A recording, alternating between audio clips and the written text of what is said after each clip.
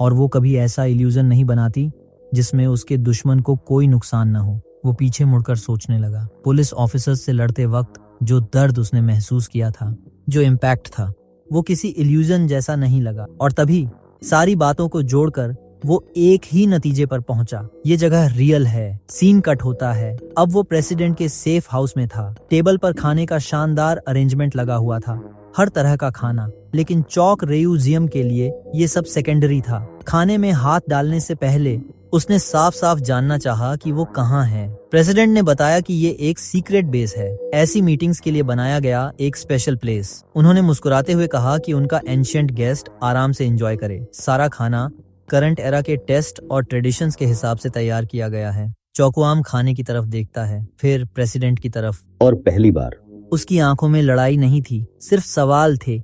चूंकि चक रुजिम खाने की तरफ पहला कदम नहीं बढ़ा रहा था, तो प्रेसिडेंट ने खुद ही पहल कर ली। उन्होंने प्लेट से खाना उठाया और पहला बाइट लिया। खाते हुए बिल्कुल नॉर्मल टोन में उन्होंने पूछा कि क्या चुक रायोगाम को अब भी कोई डाउट है कि वो फ्यूचर में नहीं है। चोकू इतना भी बेवकूफ नहीं था। अब तक उसे पूरा यकीन हो चुका था, हाँ, वो फ्यूचर में था। ये सुनकर प्रेसिडेंट हल्का सा मुस्कुराए। उन्हें खुशी हुई कि वो बात समझ गया है। अब आगे समझाना आसान था।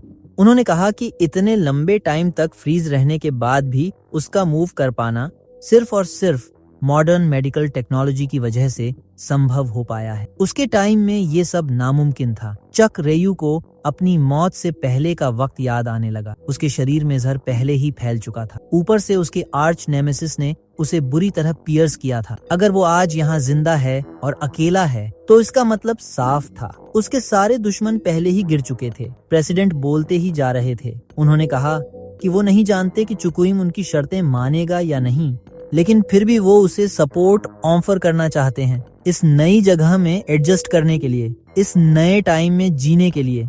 बदले में उन्हें बस उसका खून ऑपरेशन चाहिए। कोई बहुत बड़ा डिमांड नहीं, बस एक सिंपल रिक्वेस्ट। अपनी बात क्लियर करने के लिए प्रेसिडेंट ने नेशनल इंटेलिजेंस के डायरेक्टर की तरफ इशारा किया। तुरंत टीवी ऑन कर दी गई। न्यूज चैनल पर एक रिपोर्टर लाइव रिपोर्ट दे रहा था। वो बता रहा था कि शहर में एक सुपर स्ट्रॉन्ग आदमी देखा गया है। न सिर्फ वो कार्स की स्पीड से मैच कर रहा था, बल्कि कुछ लोगों ने तो उसे उड़ते हुए भी देखा है। आम लोग अब डॉट्स कनेक्ट करने लगे थे। जो आदमी शहर में उड़ता दिखा, वही शायद वो शख्स है जो हान रिवर के ग्लेशियर में मिला था। अफवाहें तेजी से फैल रही थीं। कहा जा रहा था कि शहर में जो केओस मचा रहा है, वो कोई और नहीं, वही इंसान है।